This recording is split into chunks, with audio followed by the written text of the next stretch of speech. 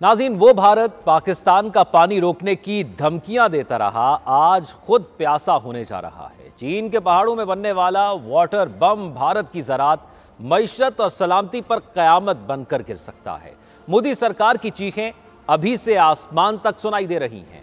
और सिर्फ यही नहीं, फ्रांस ने मोदी का राफेल फरे भी बेनकाब कर दिया। मेड इन इंडिया सिर्फ एक नारा था, हकीकत में सब कुछ मेड इन चाइना निकला। आज के इस वीलॉग में हम भारत के झूठे गरूर का ऐसा पोस्टमार्टम करेंगे कि मोदी सरकार को कहीं छुपने की जगह नहीं मिलेगी। पाकिस्तान के हाथों हालिया शिकस्त से भारत का ना पानी बचा है, ना वकार, सिर्फ जिल्लत और रुसवाई हर जगह भारत का मुकद्दर बन चुकी है। आप देख रहे हैं 92 डिजिटल और मैं हूं ज़ौक अहमद। नाज़रीन, पाकिस्तान का पानी रोकने की धमकी देने वाले भारत को अपना पानी बंद होने का खदशा पैदा हो गया है।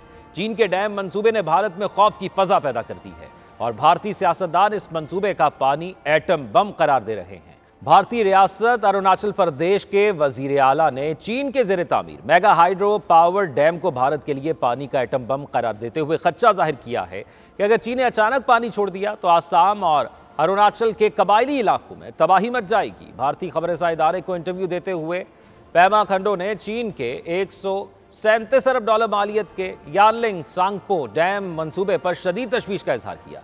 यह डैम तिब्बत में दरियाए यार्लिंग सांगपो, भारत में ब्रह्मपुत्रा पर तामीर किया जा रहा है, जो कि दुनिया का सबसे बड़ा पन बिजली मंसूबा होगा और इससे 60,000 मेगावाट बिजली पैदा करने का हदफ है।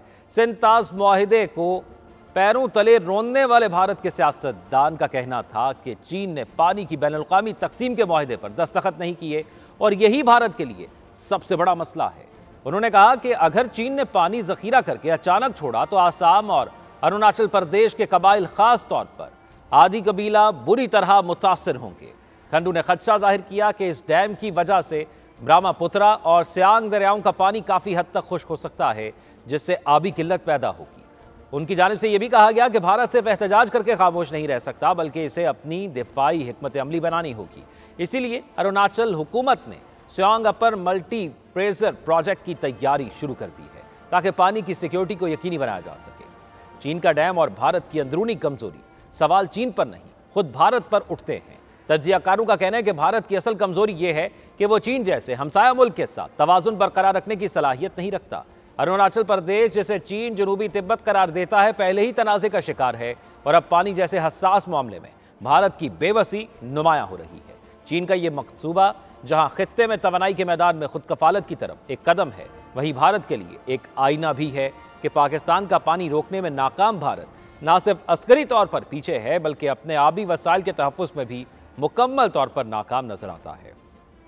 चीन ने गुज़िश्ता साल दिसंबर में तिब्बत में दरियाए यार्लोंग सांगपो पर दुनिया के सबसे बड़े हाइड्रो पावर प्रोजेक्ट की तामीर को ग्रीन सिग्नल दिया था, जिससे पूरे बरे सगीर में शदीद तशवीश पाई जाती है। ओहदेदारों ने खदशा जाहिर किया है कि मुजव्वज़ा डैम बीजिंग को इस सरहद पर दरिया के बहाव को कंट्रोल करने या उसका रुख मोड़ने की अहम ताकत देगा, जो आसाम और बांग्लादेश में बहने से पहले अरुणाचल प्रदेश के रास्ते हिंदुस्तान में दाखिल होता है। अरुणाचल प्रदेश के वजीर आला पेमा खंडो ने इस मंसूबे से लाहक खतरात के बारे में खबरदार करते हुए कहा, हमारे कबाइल और हमारी रोजी रोटी के लिए ये एक वजूदी खतरा लाहक होने वाला है। 60,000 मेगावाट की सलाहियत वाला डैम, जिसे ग्रेट बेन डैम कहा जाता है, चीन के द्योहेकल 3 गॉर्जर डैम से 3 गुना ज्यादा बरकी सलाहियत का हामिल होगा। चीनी डैम भारत के लिए क्यों वाटर बम साबित हो सकता है? नाज़रीन, यार्लिंग सांगपो सिर्फ तिब्बती दरिया नहीं है, बल्कि हिंदुस्तान में दाखिल होते ही ये अरुणाचल प्रदेश में सियांग बन जाता है और आगे आसाम में ये दबंग और लोहत जैसी मुआवन नदियों से मिलकर ब्रह्मपुत्रा बन जाता है, जो कि हिंदुस्तान और बांग्लादेश के लाखों लोगों के लिए लाइफलाइन है। माहौलियाती लिहाज से कमजोर हिमालयाई खित्ते में इस पैमाने का एक बुनियादी ढांचा मंसूबा कसीर जहती खतरात का बायस है। हिंदुस्तानी हुक्काम और इलाकाई स्टेक होल्डर्स को माहौलियाती इन्हातात और एक स्ट्रैटेजिक कमजोरी का खदशा है, जो चीन को हिंदुस्तान में पानी के बहाव में हेरा फेरी करने की इजाजत दे सकता है। चीन का ये डैम भारत की मईशत और ज़राअत के लिए बड़ा धचका करार दिया गया है। जोग्राफियाई सियासी हिकमत अमली में पानी को हथियार बनाने की सलाहियत कोई नई बात नहीं है। एक ऑस्ट्रेलवी थिंक टैंक लवी इंस्टीट्यूट की रिपोर्ट के मुताबिक ये खबरदार किया गया है कि तिब्बत में निकलने वाले दरियाओं पर चीन का कंट्रोल उसे हिंदुस्तान की मईशत और ज़राअत पर धचका लगा सकता है। इस रिपोर्ट पर तशवीश का इजहार करते हुए अरुणाचल के वजीर आला ने कहा, अगर डैम बन जाता है तो हमारे सियांग और ब्रह्मपुत्र दरिया काफ़ी हद तक खुश्क हो सकते हैं। ये तशवीश ख्याली नहीं है। चीन ने पानी की तकसीम के बैनुल-अक़वामी मुआहदों पर दस्तखत नहीं किए हैं। इससे बीजिंग को सरहद पार से दरिया के बहाव को तब्दील करने से कानूनी तौर पर रोकने की हिंदुस्तान की सलाहियत जो है वो कम पड़ जाती है। और यह वही चीज़ है जिसके बारे में पहले भी जिक्र किया जाता रहा है। और इस तमाम तर तनाजुर के अंदर एक अहम चीज़ ये भी है, क्योंकि भारत ने ना सिर्फ पाकिस्तान के साथ सिंध-तास मुआहिदा मुअत्तल किया है, बल्कि अब वो बांग्लादेश के साथ भी पानी का एक मुआहिदा ख़त्म कर रहा है। 30 साल पर यह मुआहिदा था भारत और बांग्लादेश का, जो कि 2026 में ख़त्म हो रहा है। पहले भारत की जानिब से ये कहा गया था कि वो इसको आगे मज़ीद बढ़ाएगा, लेकिन अब भारत ने बांग्लादेश को कहा है कि वो बांग्लादेश का पानी भी रोकेगा। तो जब अब पानी पर जंग शुरू हो ही गई है तो फिर उसका फ़ायदा चीन भी उठा रहा है। और अगर भारत ये पहला कदम उठा लेता है अगले साल में, तो फिर वो किसी भी तरह आलमी सतह पर चीन को नहीं रोक सकेगा कि वो उसका पानी भी रोक ले। अब सवाल ये भी है कि भारत का जवाबी मंसूबा क्या है। प्रमा खंडो ने कहा है कि इसके जवाब में भारत ने सियांग अपर मल्टी प्रेज प्रोजेक्ट के जरिए अपने आबी तहफ़्फ़ुज़ को यकीनी बनाने के लिए इक़दाम किए हैं, जो अरुणाचल प्रदेश में दी गैगावाट के एक मुजव्वज़ा हाइड्रो पावर प्लांट है। ये डैम पावर जनरेटर और स्ट्रैटेजिक बफर जोन के तौर पर काम करेगा।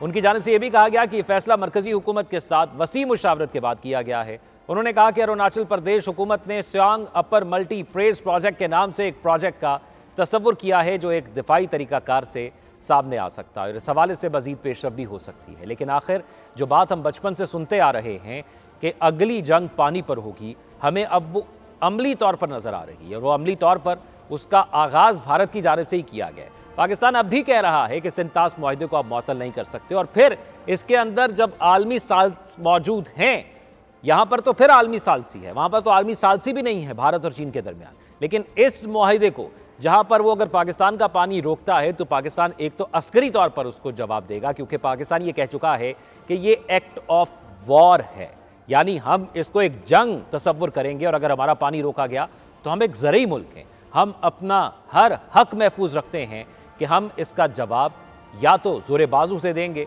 और सिफारती तौर पर तो हम पूरी दुनिया को इस बात पर उजागर कर ही रहे हैं, बता ही रहे हैं कि भारत क्या कर रहा है और हमें उसको रोकना होगा। सिर्फ हमें नहीं, पूरे इस खित्ते में या पूरी दुनिया में वो लोग जिनकी बात कुछ असर रखती है उनको बीच में आना होगा, वरना फिर ये मामलात मज़ीद बिगाड़ की तरफ जाएंगे।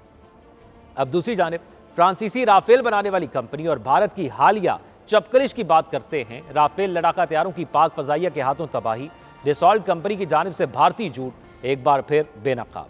फ्रांसीसी कंपनी डसॉल्ट एविएशन ने मोदी हुकूमत के राफेल से मुतालिक दावे को मुस्तरद करके असल हकीकत बेनकाब कर दी। पाक फजाइया के हाथों राफेल जेट्स की तबाही के बाद भारत की पूरी दुनिया में जगहसाई और रुसवाई का सिलसिला ना रुक सका। खुद भारतीय अस्करी और दिफाई एहलकार और हुक्काम ऑपरेशन सिंदूर में नाकामी के खुलेआम एतराफ़ कर रहे हैं। इसी तनाजुर में मोदी सरकार की ऑपरेशन सिंदूर में नाकामी छुपाने की एक और नाकाम कोशिश सामने आ गई। ऑपरेशन सिंदूर में राफेल ना गिरने का बीजेपी का दावा मुकम्मल तौर पर खोखला साबित हुआ। ज़राए के मुताबिक बीजेपी IT सेल ने दावा किया है कि ऑपरेशन सिंदूर में कोई राफेल तैयारा नहीं गिरा, मगर हक़ाइक़ इसके बरक्स हैं। ज़राए ने बताया कि भारतीय प्रोपेगेंडा फैक्ट्री एक बार फिर बेनकाब हो गई है। राफेल पर बीजेपी IT सेल ने CEO और चेयरमैन डसॉल्ट एविएशन से गलत बयान मंसूब किया और इस बयान में राफेल के गिरने की तरदीद की गई है। और ख़ुद फ्रांसीसी कंपनी इस बात को मानती है कि हम देख रहे हैं इस सिचुएशन के हवाले से, और फिर पूरी दुनिया इस चीज़ को तस्लीम करती है। और अगर भारत, जिस तरह आपको याद होगा 2019 में जब अभिनंदन का जहाज़ हमने गिराया था, तो उसके बाद पाकिस्तान के F-16 का जिक्र किया गया था कि वो भारत ने गिराया।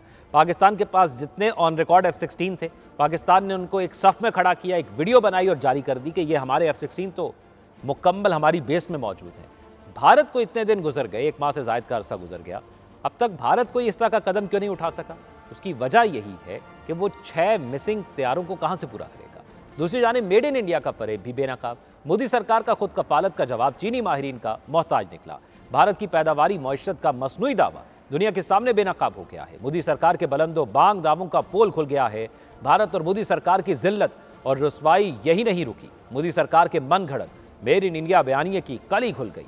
भारत की पैदावारी मईशत का मसनूई दावा दुनिया के सामने बेनकाब हुआ है और ज़राए के मुताबिक चीनी ताउन के बगैर भारत की IT और इलेक्ट्रॉनिक सनत मफलूज निकली है। इस हवाले से एक लतीफ़ा भी मशहूर है कि जब भारत में कहा गया कि आप बायकॉट करें चाइना का, तो जो शर्ट्स और कैप्स लोगों ने पहनी कि बायकॉट चाइना वो चाइना से ही बनकर आई हैं। मोदी सरकार की खुद इनसारी महज फरेब साबित हो गई है और गुज़िश्ता 6 माह में भारत से 100 से ज़ायद चीनी माहिरीन वापस बुला लिए गए हैं। ये नाज़रीन हाल खित्ते की बदलती हुई सूरत हाल है और ख़ास तौर पर पानी के मामले में मुख्तलिफ ममालिक का मौक़िफ़ है। अब अपनी राय से कमेंट सेक्शन में आगाह कीजिएगा। अपना ख्याल रखिएगा। अल्लाह हाफ़िज़।